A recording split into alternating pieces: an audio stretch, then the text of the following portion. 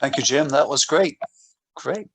We're going to open it up for questions, and several questions came up in the chat.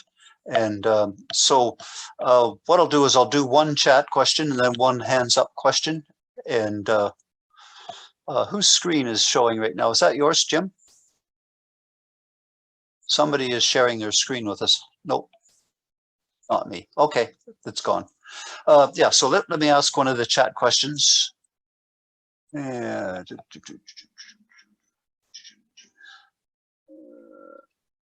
Okay, so what EVSE equipment did you decide to go with, and who was the company that installed the electrical infrastructure and ran the conduit and pulled the cables, etc.? And that is from Michael Marriott.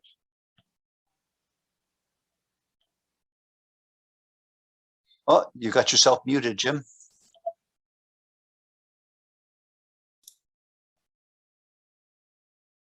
Oh, still there. You go. I think I'm still muted.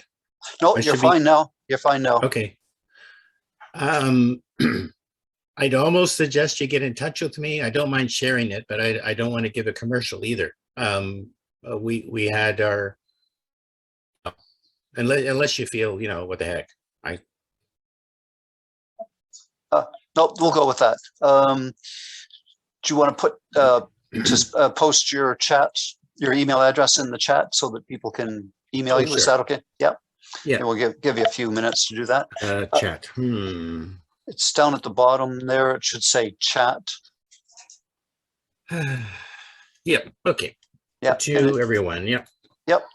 And while you're doing that, you did mention the bylaw template. Jim's come up with a really great template, at least I think it is, that you can use for bylaws. And as you said, every strata is different, but this would give you a good starting point for discussion. And the template was in the email, or pardon me, the link to it was in the email that I sent out. And later on in the evening, I'll put it into the chat session as well, so that you'll be able to copy and paste that, and then you'll be able to access it. And also, if you go to the Viva calendar, you'll see that Jim is scheduled to talk tonight. You'll find the link there, and I'll see if Sue is able to put it in a more prominent spot on the website.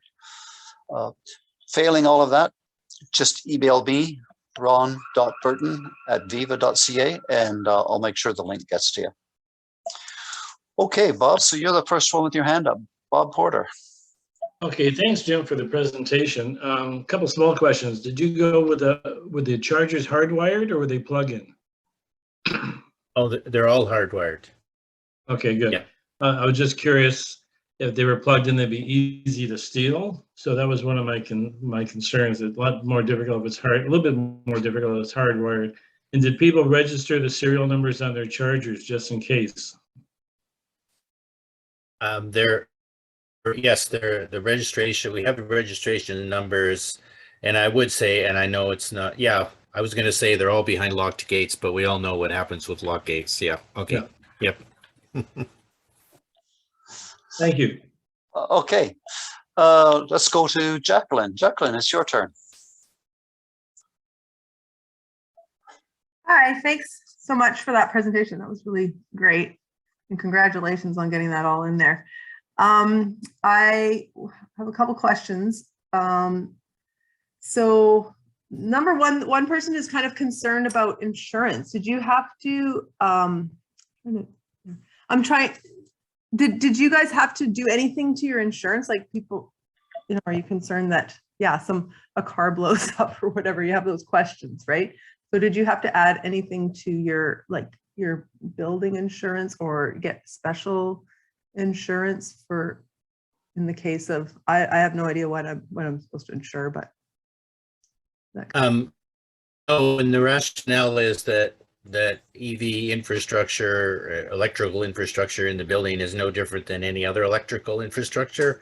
We got lots of electrical infrastructure, so it's part of the building, and it was installed in accordance with the Canadian standards and electrical code by professional contractors, licensed units, and of course the CSA or the EVSE units themselves are all CSA approved. So no, the short answer is no, we did not have any insurance delta on this. That's good. Thank you.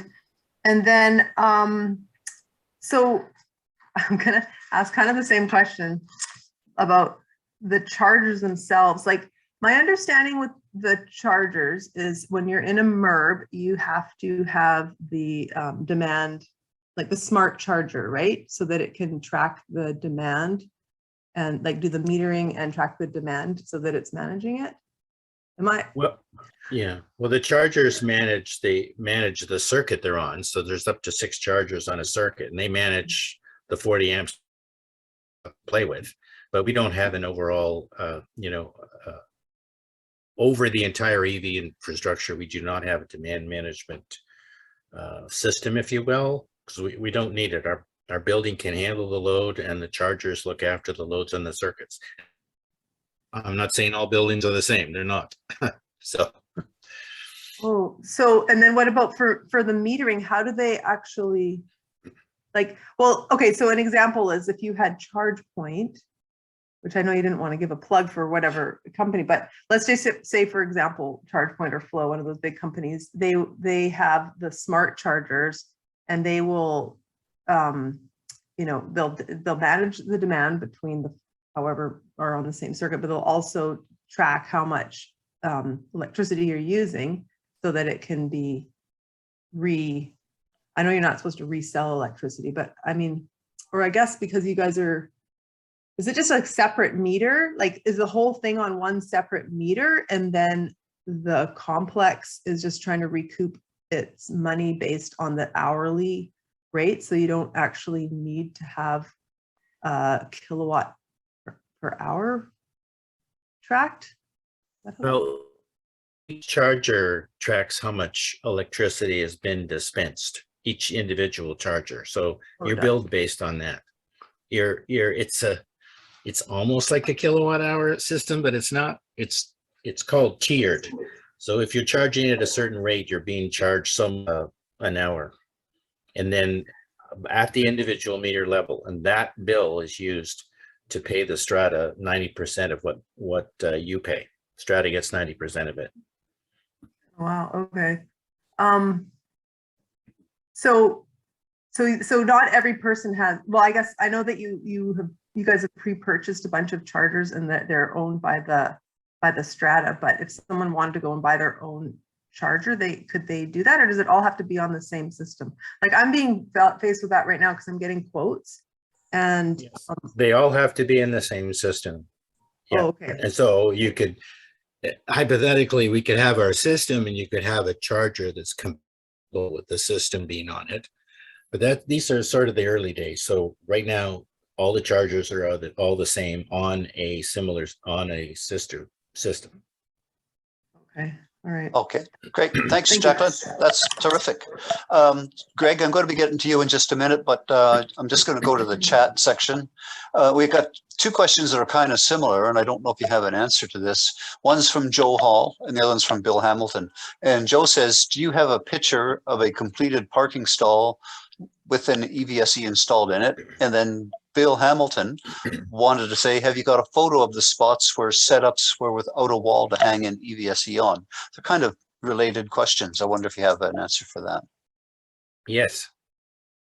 Good. Yes, okay, yes, solve that one. On to the next. Anyway, we can get a look at those pictures. You don't have them handy? Excuse me. Gotta clear my throat again. 1 second. Yes, I could go guides, I guess, but we could really go into a big sidebar with that. I'd be happy to make a presentation on it, and/or send photos or the guides to individual people who want them. If you got my email address, well, I can respond to that. How would that work? That sounds like a great way to do it. Terrific. Yeah, let's go that way. And with that, Greg, we're going to Greg Merrick. You looks like you're the next one. Yes. Hi, Jim. I just wanted to confirm is there any authentication method being used, or is it just plug-ins charge for the charger? Oh, okay. Yeah, good question. Yeah. Yeah, that turned out to be something. Don gave us the idea. He said, well, why bother with an RFID card? So our network supplier said, yeah, we can do that.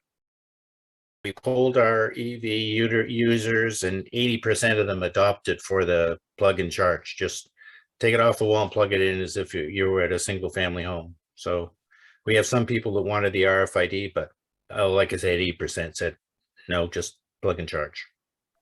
Okay, thank you. And the other question I had was, did I understand that the function of an EVMS to balance the power on a circuit is being done within the chargers on the circuit? So it's like a peer-to-peer system for doing its load management. That's above my pay grade, so I'm going to have to defer to an expert like perhaps Kelly or something to help with that. I know that I've heard there's issues about balance of phases and stuff like that. Sorry, that's outside my expertise. What charger are you using? Doesn't want to say. Oh, let's say the generic version is light on. Yeah, okay. Yeah, so with the light on, one of the chargers can then manage up to 12 chargers as if they're behind one circuit breaker. So I assume that's what they're doing, is having one of these primary ones that then manages the 6 on the circuit. Okay. So they can't use a second type of charger with that type of arrangement. It all have to be that type. Yeah. Okay, thank you. But you could move to a system that was like cloud-based and just disable that feature on the local. Great. And Kelly, now's your chance. Did you want to ask the question that you had in the chat? I was just curious about what the most interesting thing that happened in the project that you weren't expecting. You could think about it for a while and just come back. Yeah, I'll that's a good question. Yeah. Don't want to put you on the spot. Well, my first reaction is it was the most trivial of things, and that is that we had some vehicles that had dead batteries in them. I mean, I know it's a very low scale thing, but other than that, there really weren't any surprises that we didn't know about ahead of time. Great. Great. Okay, John, why don't we go, you're next. Well, I want to make a couple comments and then do a shameless plug for my new business that I've started up. But as many of you may know, I've been working with EV policy for some time with Viva. Starting in 2006, we were developing policy with the City of Vancouver that led to these initiatives to have charging in MURBs. And going through it with my own condo this spring and going through the AGM and seeing materials that were sent to the owners about the project, there were some real deficiencies. And I jumped in and started helping people out, and we got ours passed. And then I was asked to look at the contractors who were putting the proposals together. The infrastructure side of it is pretty straightforward. The contractors know what they're doing. That's good. But what really convinced me that something needed to be done was when it comes to the EV charging side.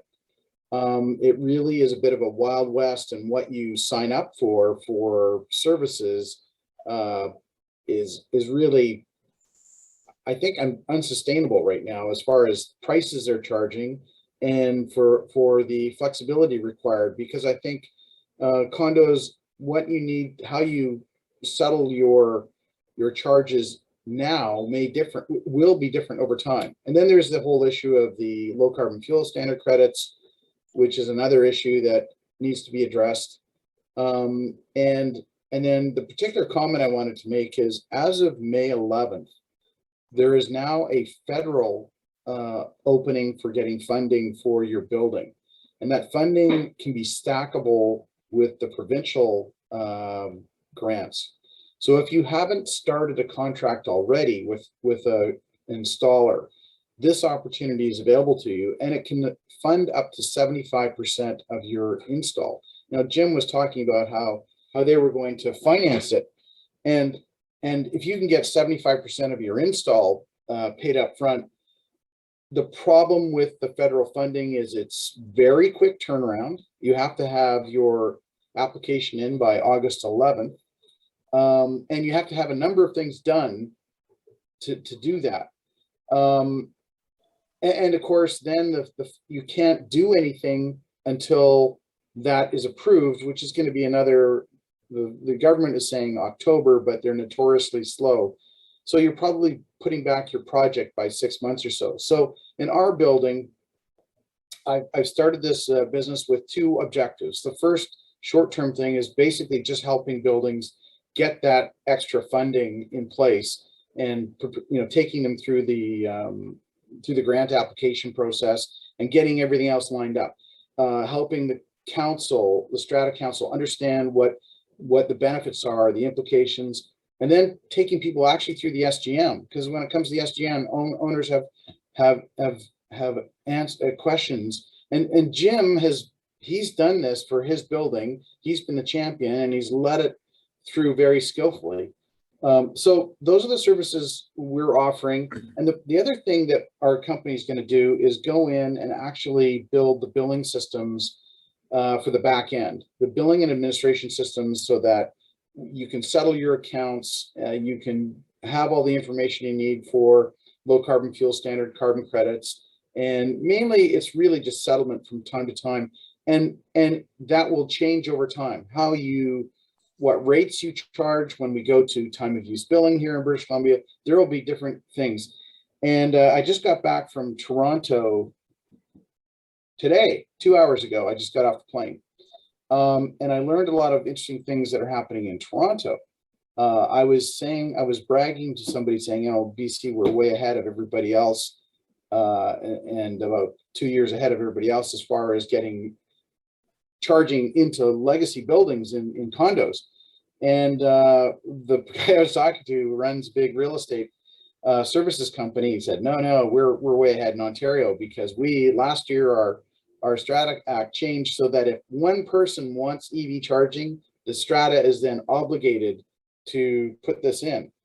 So I don't know what the terms that I'm going to be investigating that, but I thought it was quite interesting.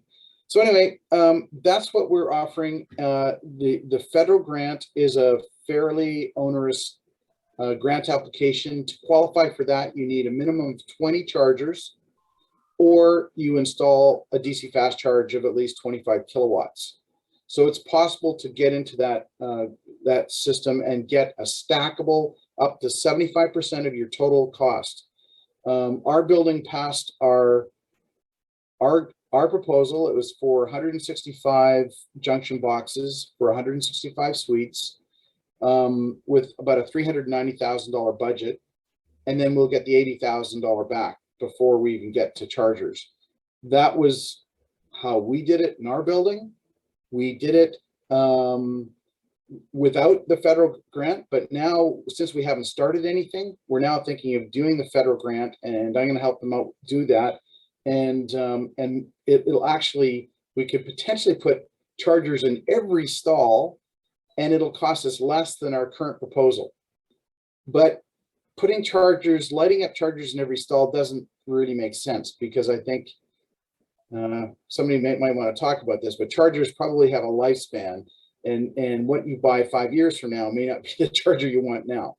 Anyway, I just thought to make those comments. I'll put my name and my email address in the chat if you want to contact me. If your building is interested in having us help you with services, we are independent advisors. We're not backing any one contractor, but if you don't have a contractor, we'll give you 2 or 3 so you can have some quotes done, and to help you through the process. Okay. Thanks, Sean. That's great. So I'm just going to go to the chat, and Howard Brown had a question and is wondering how many contractors were asked to quote on your project. Yes, we went with a build, and we did not have an open quotation system. We determined which contractor could do the work to our satisfaction, and benchmarked the kind of pricing quotes he was given, and we went with that contractor. Okay. And the reason for that was you felt that one, you Well, knew that contractor, you had reputation, you had experience with them, or? Yes, and this is about a year ago. And we determined early on that, at least on the island, there were few contractors that really understood this work. Let's put it that way. I know there are others who are playing catch up and trying to get up to speed, but there are really few contractors that, in our view, could do the job to our satisfaction. And of course, it saved the time, and time meant the cost increases on the materials. So, and a detailed specification. If you're going to go to quote, you're looking at probably $20,000 up front in our kind of situation. That would have cost us maybe the project, certainly a year, and extra money. So that's why we went that way. Great. Howard, did you have any other questions to add to that? Oh, you're going to have to unmute yourself, Howard.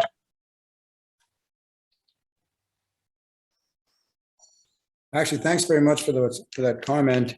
And I'm really encouraged to hear about the federal program. But just a little tip for everyone. Our chargers, which I probably shouldn't name and I won't, but if you want to check on the type of charger you have, and you can find 110 volt adapters, so that you just plug this adapter into the outlet of your charger and you have 110 volts for maybe $150. So it's really a convenient thing. And I actually pointed this out to our contractor that we're going to use, and he was quite pleased to know about that. And actually, he's the same contractor that Trevino used. Great. So word gets around. You betcha. Yeah. Great. Don't see any more hands up. Let me check the chat, see if I've missed any. Okay, then I'll speak because I've had unmuted there. I've been sitting around for a while. Oh, and by the way, Mike, I don't know if you know, but we're doing the hands up thing, but No, that's I don't. probably. I guess I didn't see a hands up thing on the. Oh. But hey, we got you now, so let's go for it. Okay, I was just curious. There was a lot of emphasis on the idea of future-proofing in this project, and at the same time, apparently there was enough power not to worry about allocating power to any particular charger, and so all 255 units could be handled without really any serious management system.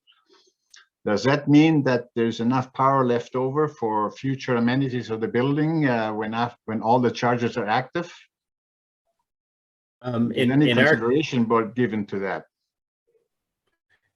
In our case, yes. The biggest thing on the horizon, of course, for buildings is what about converting from gas to electrify your heating and all that sort of stuff.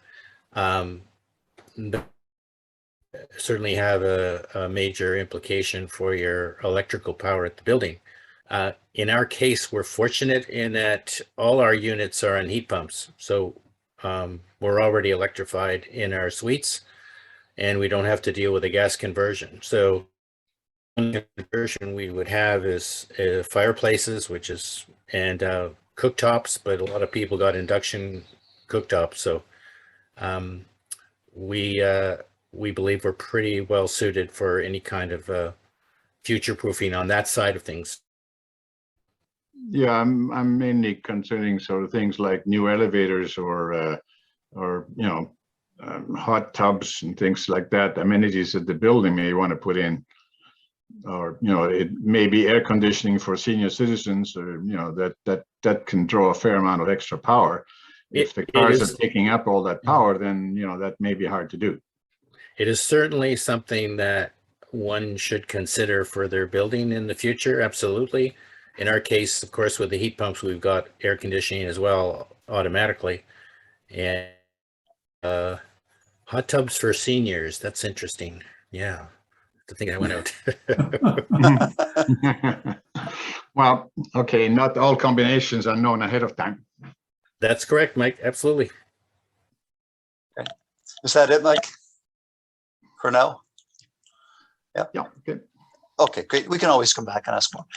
Looks like Larry, Mid-Island EV Association's got his hands up. Go ahead, Larry. Thanks. Yeah, Jim, like you and I have chatted before about it. We've got our special general meeting coming up at the end of or in mid-September. We've got a newsletter has gone out which outlined our survey, the main results, and now we're sending another one this week, which will outline questions that came up through the survey. What other things should we be looking at and putting into a survey? Our situation is similar in number of units. We're 229 units, but we're in 4 buildings, all with below grade parking. So we're having to set up 4 separate systems. So it's different that way. But just to get the word out and convince, because we are a large number of seniors, I want to get this past them because a couple of our buildings are going to need roofs in the next couple of years, and we're looking at like $500,000 a roof type of thing. So, your thoughts? Well, I'd be happy to share the surveys that we used and the communication tools and the Q&A that we used to. I was very concerned about the seniors in our building because one came to me and said, "I'm not paying a nickel more for anything, and I'm not leaving anything to my kids." So that sort of sets you back a little bit. How many of those are there in our condo? So we use the approach that really appealed to the property values and whatever value system they have around environment. And oddly enough, some of the strong supporters for the infrastructure in the post survey were people saying, "I'm really glad I got the infrastructure." And on another question, they say, "I'll never want an EV." So don't know how to fix those two together, but we're glad it turned out that way. So you're welcome to any we have as is anyone else. Thank you very much, and I look forward to seeing you this weekend in Qualicum. You bet. Oh, thanks, Larry. That's great. Simon is next. Simon also had a question in the chat. So Simon, I'll let you ask that question and whatever else you want to ask. So go ahead, Simon. Yeah, my first reply would be to John Stonier. We were thinking of doing the EV as well, and then we found out about the federal program. But the timeline to get things done is very short because, as you pointed out, August the 11th is not all that far away. So to educate the owners, try and get 75% approval, I think is going to be a real tough sell in our case. And from a previous meeting, I found out a term that I think we're probably going to end up having to use here because the council that we have here is totally against having us even having to deal with the EV charging aspect. And that was the Trojan horse. What we're presently looking at is installing 2 chargers. We have a total of 55 owners. And I think once these 55 owners discover that we have 2 chargers in place, the tsunami will soon follow. And that hopefully will bring us to the 75%.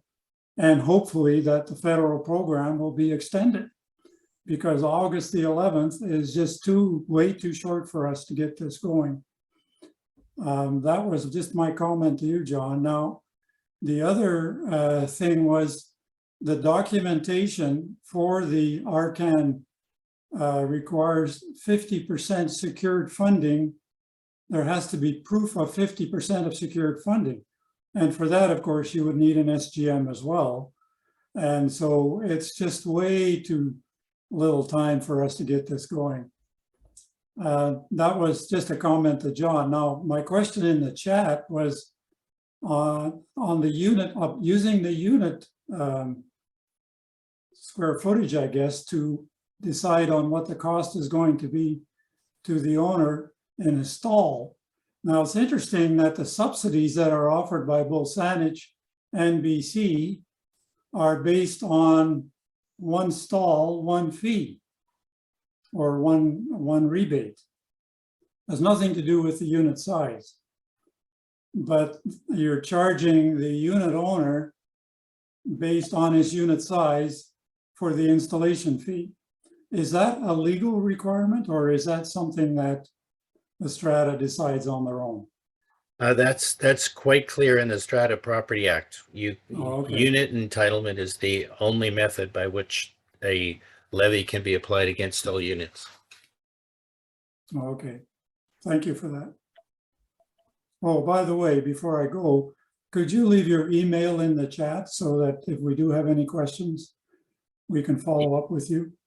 Sure, it's in the Simon, chat. it's there. It's there, yeah. Oh, good. Yeah, it's in there, Simon. I just saw it a second ago. Great, thanks very much. Great. Ron, Okay, I could address Simon's comments regarding, I'll tell you my experience. I had a week before our AGM to convince everybody. You know, we have all the absentee landlords and that sort of thing, just like any other condo.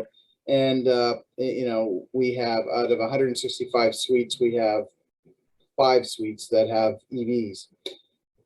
The one thing, if you've been watching Viva and you attended our January 18th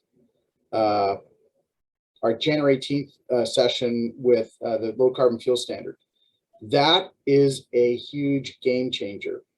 The federal program is just another major opportunity to take out another 50% of the costs. So I sold our AGM just on the low carbon fuel standard credits. The credits are worth approximately $1,000 per car per year.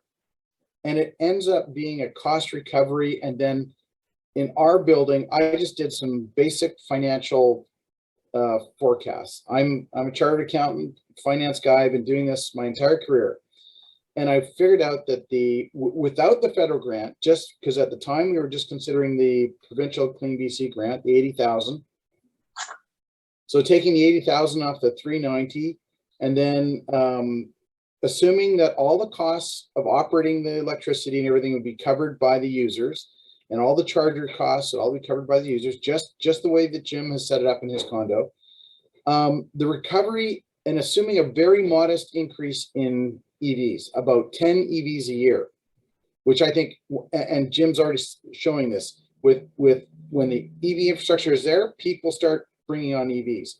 So with those basic assumptions, I was able to project that we would recover all our costs by 2030, and then after 2030 in our building, we'd be generating anywhere from over $100,000 a year in carbon credits at the current transfer prices that are currently there. Now, that assumes that carbon credits are going to be worth the same in the future. I'm taking the position that we're not going to win climate change, and the urgency is going to be greater, and there's going to be the cost of carbon is going to stay the same. At least it's not going to go down. So I think that's a fair assumption. But this is really an economic opportunity. This is better than term deposits.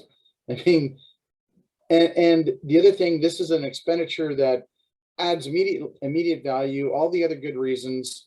You can now have a vehicle that isn't manipulated by foreign oil wars and stuff, and your cost is 1/10 the cost of gasoline. All those good things. So there is a good argument, and that's part of what I'm providing, is to talk to your council to get them on board, and then talk and address the AGM, and I can put the same for any building. I can build the same sort of model to show the financial return. Forget about anything else. This is not like repairing your roof or redoing your plumbing of your building. This is an addition that has long-term value and will pay back in spades going forward. You're talking to the converted, John. Just for your interest, I sent emails to council with the addresses of this meeting and also of previous meetings. They have never attended one of them. Yeah. So that's the interest they have. I got a bunch of calls. Could you come and talk to our council? Could you come and talk? I mean, it just got so crazy. I just thought, okay, well, I have all this knowledge. It's time to use it and get this rolling, because there seems to be a real need. Okay, John, I think we're going to go on to Jose, who's the next speaker. And then after that, Jacqueline, you get another shot at it. So go ahead, Jose. Okay, I have questions for three individuals. Simon was mentioning that the strata, we all know, requires the 75% participation or desire to go into the installation of EVSE chargers. I think it's probably time for us to ask our provincial government or to lobby our provincial government to legislate the same thing that John mentioned that happened in Ontario, which is that stratas are now obliged to allow people to install the EVSEs on their units. That's one thought that I'm started mentioning. Also, John, I have a question for John. He said that the subsidy from the federal government, it's only for units that are 20, has a number of 20 units or more. So as an example, I am in a strata that has only 17 units. So I'm assuming that the federal government subsidy does not apply. Is that correct? Okay, so the federal program, the NRCan, it's called ZE, Zero Emission Vehicle Infrastructure Program. You need to qualify, you need to install at least 20 chargers or one DC fast charge of at least 25 kilowatts. So, I mean, in our building, we're only looking to start out with eight EV chargers to start with. So what we could do is say, okay, let's get people who are thinking about it to put a deposit down. Let's ask them to put down, say, $500 commitment, and then we'll get those chargers installed to fill up the 20. The other thing that our building, I think I've suggested to our building, we could put a DC fast charger in one of our sole sort of shared parking spot, which happens to act as a car wash. I don't know if car washing and DC fast charging combine really well, but even better than that, we are in a downtown location, very close to Science World and all the big venues downtown. We could put an EV charger, fast chargers right on the street, curbside. It's like 10 meters from our electrical room through the curb. And so we're going to look into that to see if we could do that, because then that's where we could really make some money on the low carbon fuel standard. The low carbon fuel standard carbon credits are worth in the order of 40 cents a kilowatt hour. 40 cents a kilowatt hour. I mean, we're only paying 12 for them. Plus, we're going to charge for them. So this is where the investment opportunity really comes in. Now, if we put a DC fast charger on our street, we have to go through the city. There'll be all that sort of rigmarole, but all those costs could be put into our application, get 50% back. So we're going to look at that. That's part of the thing that we're going to do in our building. We're going to look at that possibility. We've already got our electrical contractor lined up. Well, we have two but basically we have one already lined up to go, and we will see all the options. I'm going to put the options together.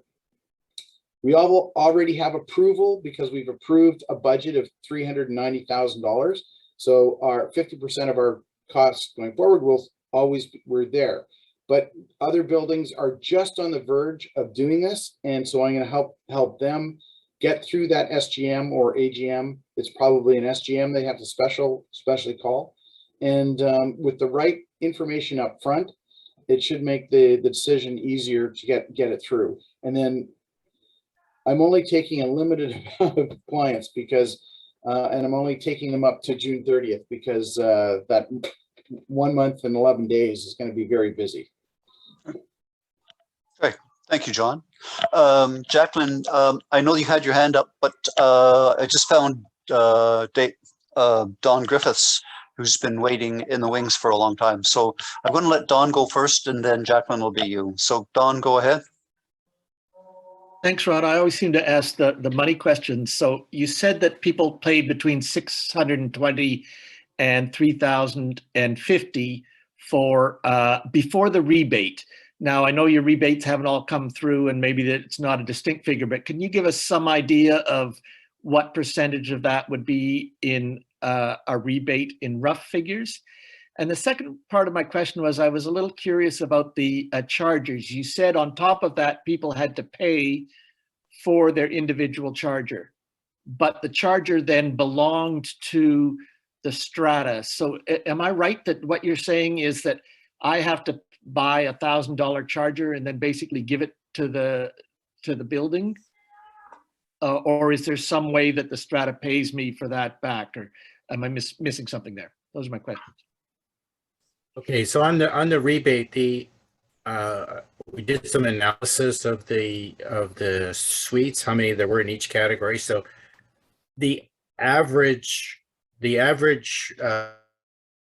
cost was $1,550. So there was, it varied between the numbers times the number and so on. And the rebate, I think, works out to around 500 something. So the average suite size would pay a net of 1,100 for the infrastructure. So that gets them 208 volts at their parking stall. Does that answer that question, Don? The part of the cost, and the reason, of course, we had the cap. So the cap, if we hadn't had the cap, it would have worked out to about maybe 45% rebate, but instead we didn't have the cap. We had the cap to deal with. So it's the about second one on the charge. Back. Yeah. Again, because of the cap. So if you're under 130 spaces, you're golden. Yeah. But we weren't. And on the charger question, yes, it was an interesting debate we had. Who should own the charger? And I guess it's not a very good analogy, but maybe it's a close one. The heat pump units in my suite, for example, I have 3 heat pump, I don't know, they call them satellites or whatever. The heat pump units are in my suite, but the strata owns them. So the reason for the strata owning the chargers was the charger and the charger space and the suite are all one package. So if you sell your suite, the owner is guaranteed the space and also the charger in the space. So we didn't want situations where people decide to take their charger with them. And it's not advised anyway, because it costs money to take it out. So the charger is part of the package and therefore part of the property. And that sort of enhances our argument about your property value is sustained, includes this important feature. But I'm right that the people, if I don't install a charger, I don't pay that. The charge is going to cost somewhere in the neighborhood of $1,000, plus maybe an installation fee to make it higher than that. But if I don't get that, I don't have it, and I sell my suite without it. But should I sell my suite? But if I put it in, then maybe I can get more for my suite because it's already there. That's great. And that was the argument that that your suite has 2 really bumps in value. The first bump is that there's an outlet. That's an important one. And the second one, it's 2. Yeah. Just as a follow-up on that, if there is a problem with the charger and the strata now owns the charger, are they responsible for the repair? Yes. Unless, and that's where the assumption of liability agreement comes in. If you drive into and break it, the strata is not going to fix it. You're responsible for damage to it, physical damage. So is that the same for your heat pump as well? Heat pump, yes. Yeah, as a matter of fact, we've had problems with heat pumps. The heat pump unit is the responsibility of the strata, unless, of course, I took an action, probably wouldn't want to pay. Interesting. Great. Thanks, Jim. That was a good answer. So Jacqueline, finally, it's your chance again, and go for it.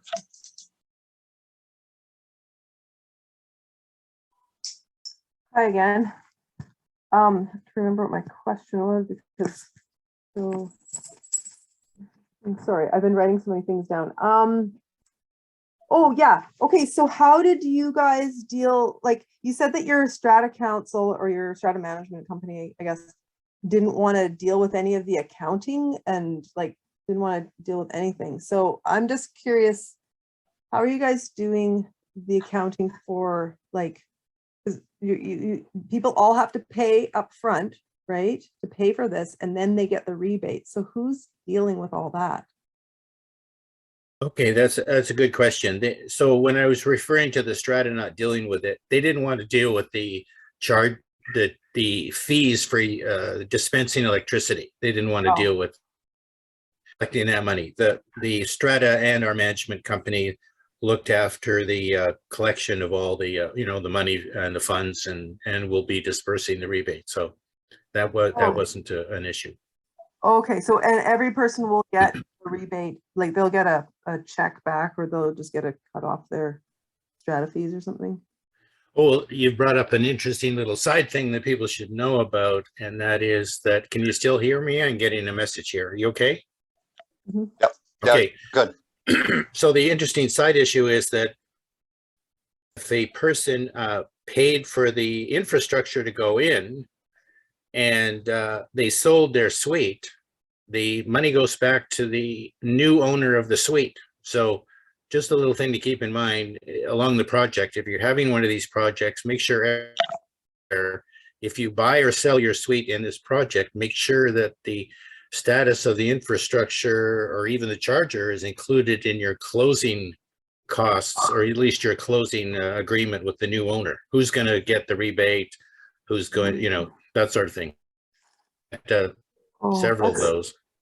very interesting, because so in our situation, we're not going for infrastructure. We're only the people who want chargers. We've got over the threshold of 20, and we're just going for the federal grant and the BC charger grant later on, once if we're successful with the federal grant. I know there's people that are putting their place up for sale right now, and they are people who have said, yes, we want a charger, and they'll probably be gone before we pay for the whole thing. Like, they'll have to pay the down payment, and then, so I guess there's something that they will have to write in. It's not up to us, it's up to them to put it in their like the papers that they use for selling. Yes, I would say that definitely. The strata has no jurisdiction about anything other than what the law says, and if you're giving a levy back, it has to go back to the current owner. Mhm. Yeah, we're doing that differently in our condo. We're an older condo, so Jim's condo is quite new, and they're concerned about the level of their contingency reserve fund. In ours, the proposal was either completely funded from the contingency reserve fund, and all recoveries, all grants, all carbon credits would all flow back to the contingency reserve fund. So that's how we're looking at it so any rebates that people get on the chargers, it goes back to the contingency. Everything is recovering those infrastructure costs as soon as possible, and then carbon credits will continue to go back to the contingency reserve fund, and in the future it will be funding the contingency reserve fund, because classically the owners have to pay into the contingency reserve fund to make sure that it's growing at the right rate to meet the depreciation reports, right? So basically, this is where you start to sell it to your fellow owners, saying, look, you get this in, we start charging cars, we start generating carbon credits. This is going to pay back. This is one of the few upgrades to your building that's actually going to pay back over time and into the future, as far as carbon credits are there. So basically, this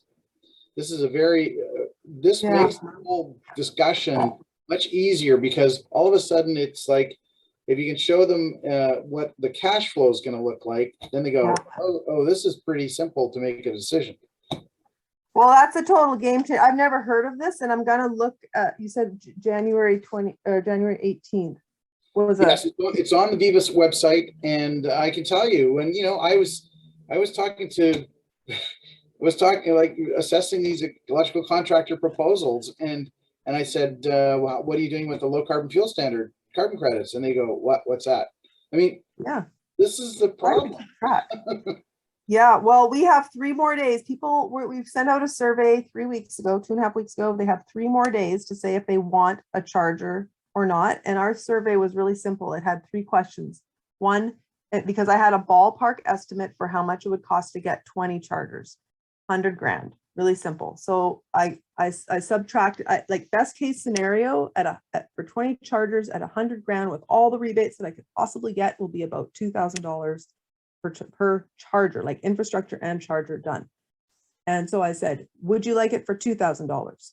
If you want it for $2,000, would you like it for $5,000? Because if we don't get the grants, the worst case scenario is going to be $5 grand each. There's going to be fewer people and stuff. And then we said, if you don't want any of those, would you still say yes to having infrastructure for everybody else? Because we don't want to get, stumped at a AGM. And we've had 24 people out of 48 say that they want for $2,000. But I never knew about this EV. What do you call it? That thing. Carbon fuel standard, carbon credit. Yeah. The carbon credit. I just call them carbon credits. Yeah. Yeah, that sounds amazing. So, I mean, I bet you, so I'm going to read about it. I'll see if I can convince the last few people to at least accept chargers or say yes to it. And, but I sent you an email too. Okay, great.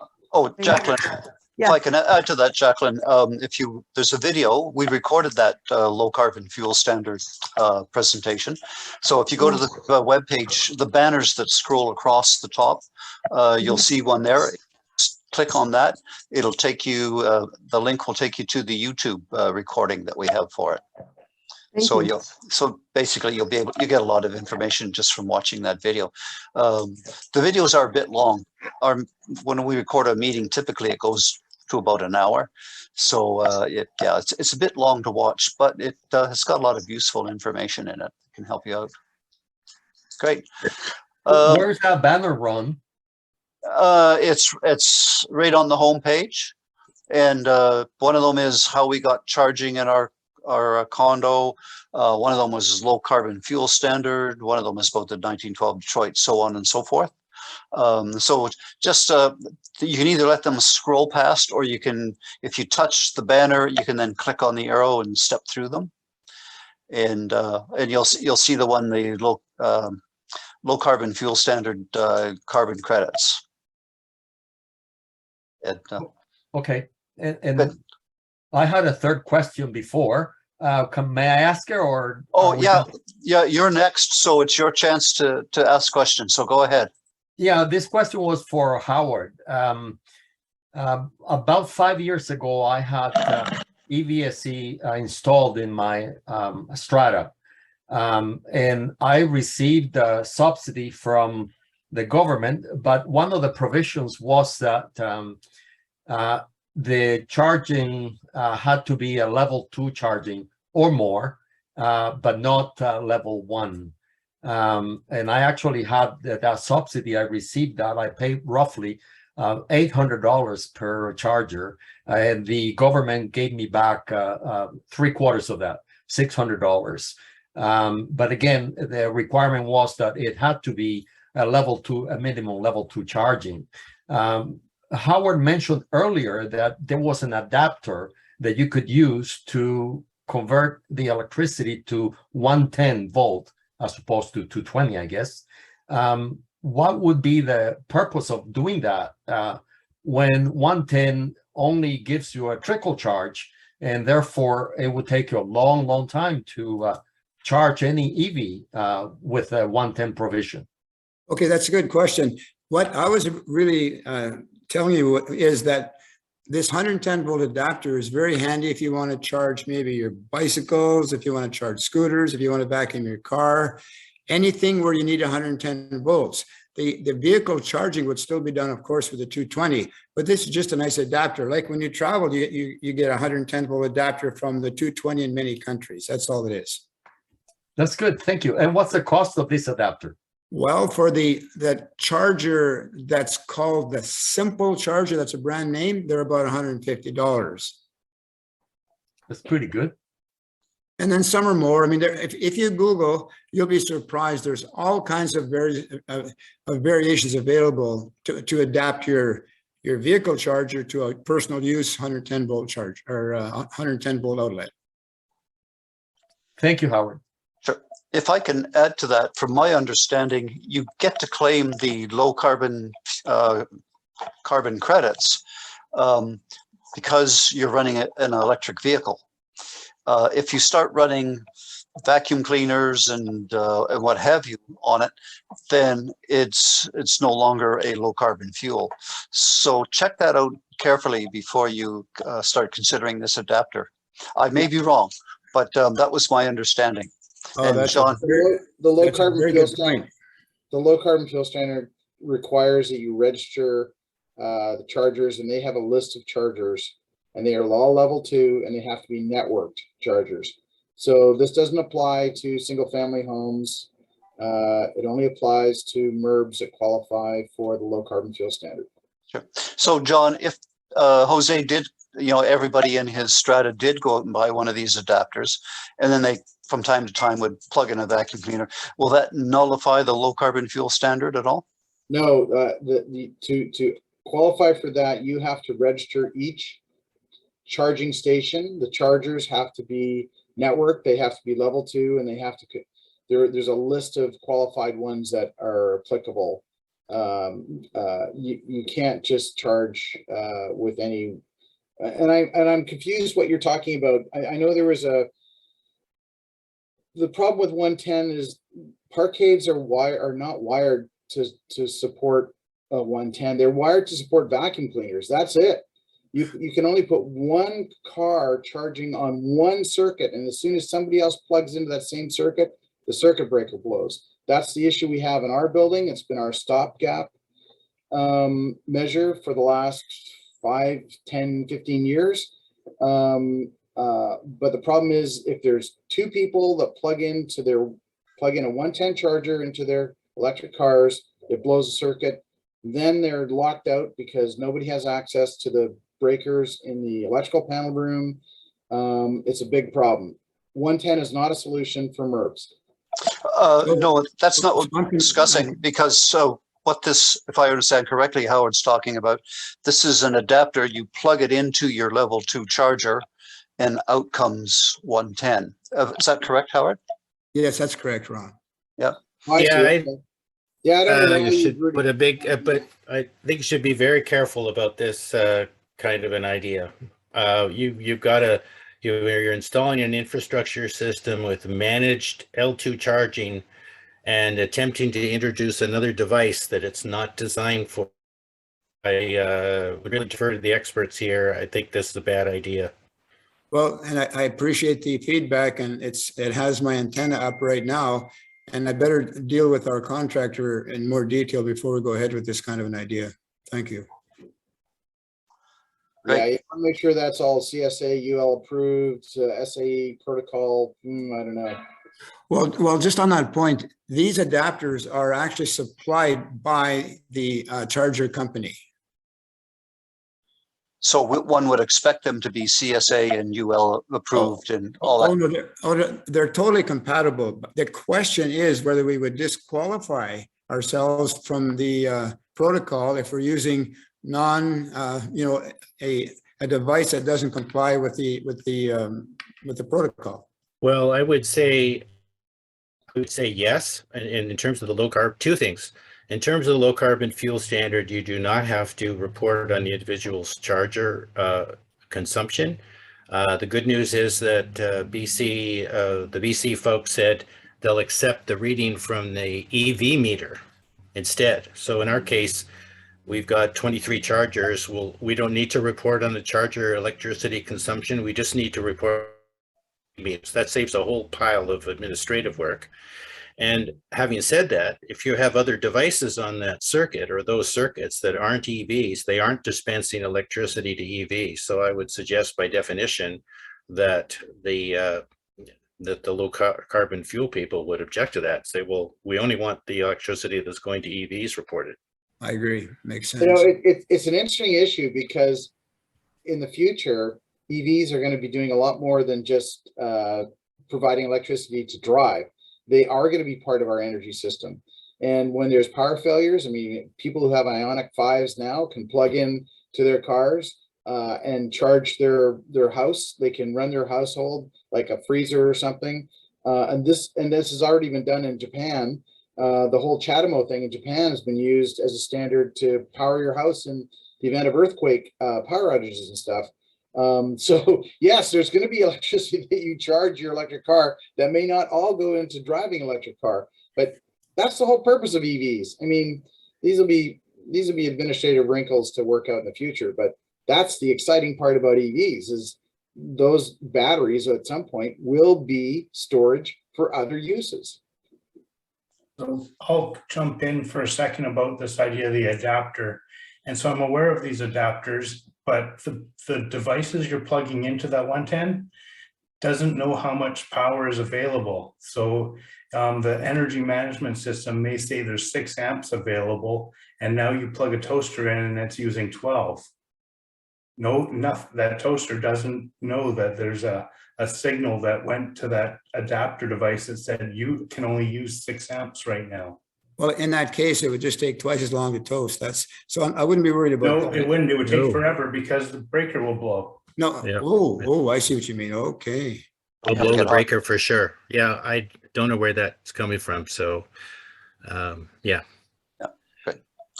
It may be a little bit off topic, but just mentioned that in the news yesterday we had an electrical fire with somebody charging a bicycle, and there was a death in Vancouver charging a bicycle battery. And it's I heard some discussion about it, and people tampering with the electricity and changing their chargers or trying to speed up their chargers and doing all these kind of things. Quite a dangerous kind of thing and can give everybody a bad name. So I'd be careful with all this stuff. Thanks, Don. Yeah, that's a good point for discussion at a later time. Right now, Simon's been patiently waiting in the wings there to ask his question. So go ahead, Simon. Yes, I'm not familiar with smart chargers, but Jim, you mentioned that you can actually read the consumption on the smart charger when someone is charging their vehicle. Yes, the units we have a display, and you can see, if I were to go to the display now, it would tell me how much kilowatt hours, said that, how many kilowatt hours have been dispensed to my charger since it was installed. If you charger and you're about to install, it'll tell you how many kilowatts are available at that time. And that depends, of course, as how many other people are also on my circuit. So sometimes I'll see 6.6, sometimes I'll see 3.3. Tells me how much is available, how much is or at least to date. When it suspends charging, it tells you how much has been dispensed in kilowatt hours. This is on the itself. And from the management reports, you can get all kinds of things like all the vehicles, when they started, when they stopped, how long they were there, how many kilowatt hours, what the duration was, how much the fee was, and all that sort of thing. So there's a lot of good information. But as I said earlier, if you have one of these things installed, you really don't have to worry about it. It looks after itself. Well, my question was really geared towards getting the carbon credits or the benefit of the carbon credits. Oh, well, the carbon credits, all we're doing is we're registered, and at the end of, we'll tell them what the hydro meter was for the EV at the beginning of the year, the end of the year, and we get the carbon credits based on that. You don't have to worry about the chargers at all. It's the main hydro meter. You have a meter on your charging network then.